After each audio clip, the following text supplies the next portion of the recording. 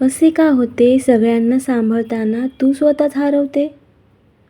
तुझे स्वप्न तुझ्या इच्छा तू सारे बाजूला ठेवते. स्वतःपेक्षा दुसऱ्यांना महत्त्व देताना तूच का गौण राहते? आता तरी जगायला शिक, मन मोकळे हसायला शिक. स्वतःची मैत्रीण होऊनी स्वतःला जपायला शिक. समाजाचा अदृश्य असा उंबरठा आता तरी ओलांडायला शिक. तुझंही अस्तित्व आहे या जगात, स्वतःसाठी जगायला शिक. संसाराचे नियम व अटी असे कुठल्याच शास्त्रात लिहिलेले नाही. जबाबदाऱ्या पार पाडताना तुझे हक्क सांगायला शिक. आता तरी जगायला शिक. मन मोकळे हसायला शिक. स्वतःची मैत्रीण होऊन स्वतःला जपायला शिक. म्हणून गेलो की आपल्याला बाहेरच्या जगाची ओळखच राहत नाही काहीच. सोबतही काहीच झालेलं आहे. मी अगदी 2 वर्ष यूट्यूबला दिलेले, 2 ते 2.5 वर्ष, आणि माझं एक यूट्यूब चॅनल सक्सेस होता म्हणजे ते डिलीट झालं यूट्यूबवरून आणि मी व्हिडिओ टाकणं देखील बंद केलं. एकदम माझा आत्मविश्वासच कमी झाला. पण आता मी म्हटलं चला आपण परत स्टार्ट करूयात. आता आपल्याला व्ह्यूज देखील नाही आले तरी आपण व्हिडिओ टाकायचाच. तर मी आजपासून सुरुवात करणार आहे. त्याला नेहमी दुपारी काही ना काहीतरी लागतंच.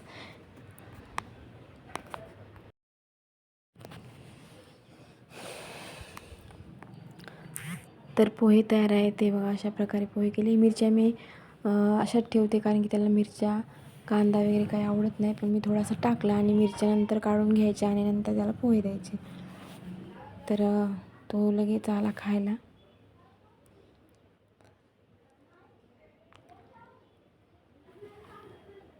साईचं जेवण वगैरे झाल्यानंतर मी कपड्यांच्या घड्या वगैरे घातल्या.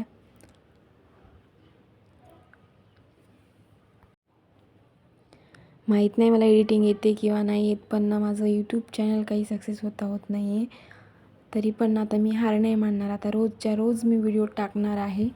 थोडे का रोज जरी नाही जमलं तर 1 दिवस आड 2 दिवस आड मी व्हिडिओ टाकणारच आहे. आपल्या डेली रूटीनचे वगैरे रेसिपी किंवा मग जे नवीन काही मी क्राफ्ट वगैरे बनवते त्याच प्रकारचे व्हिडिओ माझ्या चॅनलवर दिसतील. कपडे वगैरे झाल्यानंतर दिवा वगैरे लावून घेतला आणि थोड्याच वेळानंतर मी रात्रीच्या स्वयंपाकाला लागले. तर रात्री मी आपला दुधी असतो त्याची भाजी करणार होते. अगदी झटपट होते आणि टेस्टीही लागते. तरी ते मी दुधी छान असा चिरून घेतला. कुकरमध्ये 2-3 शिट्ट्या, खाली भात वगैरे लावला आणि वरी दुधी शिजायला टाकला. नंतर टमॅटो, कांदा, लसूण सगळं आपल्या घरच्या साहित्यात ते छान भाजी होते आणि मसाले देखील अगदी कमी मसाल्यामध्ये भाजी छान लागते. तर इथे मी कढईमध्ये तेल वगैरे टाकून जिरे, मोहरी, लसूण, कांदा, टमॅटो सगळं छान शिजू दिलं आणि नंतर हळद, लाल तिखट, कांदा, लसूण मसाला टाकून आपले मसाले देखील छान असे तळून घेतले. थोडंसं पाणी टाकून घ्यायचं कारण टमाटर शिजतं छान. आणि इकडे आपली दुधी देखील भोपळा देखील शिजला होता.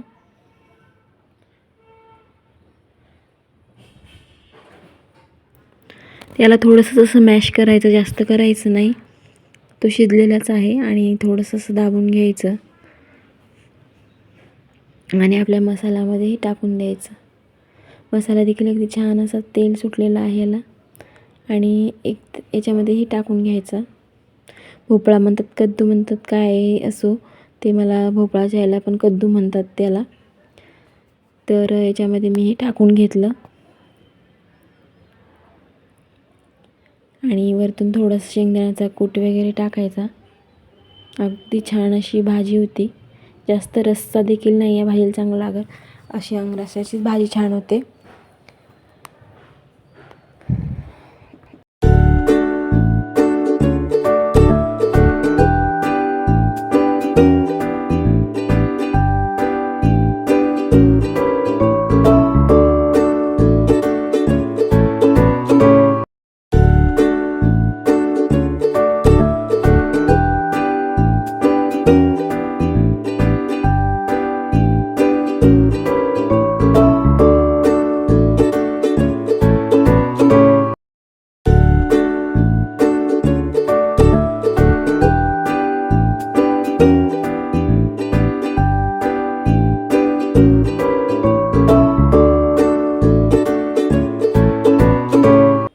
झाली की लगेच पोळ्या करायला घेतल्या आणि इतक्यामध्ये इतका पाऊस सुरू झाला आणि लाईट देखील गेली.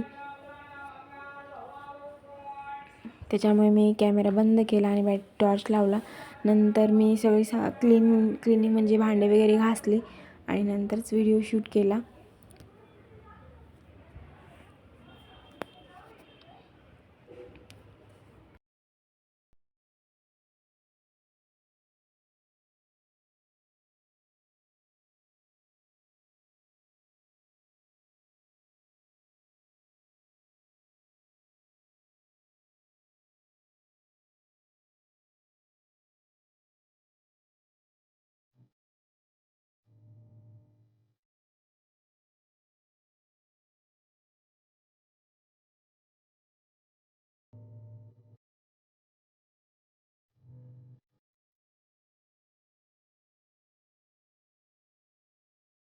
पाऊस थोडासा कमी झाला की नंतर लाईट आली.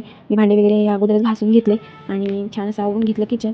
तर आपली भाजी दाखवायची राहिली होती, तर इथे छान अशी मी भाजी बनवून घेतली. तेव्हा किती छान मी थोडा कमीच रस्सा केला होता. तर प्लीज व्हिडिओ आवडला असल्यास लाईक, शेअर आणि सबस्क्राईब करायला विसरू नका. धन्यवाद.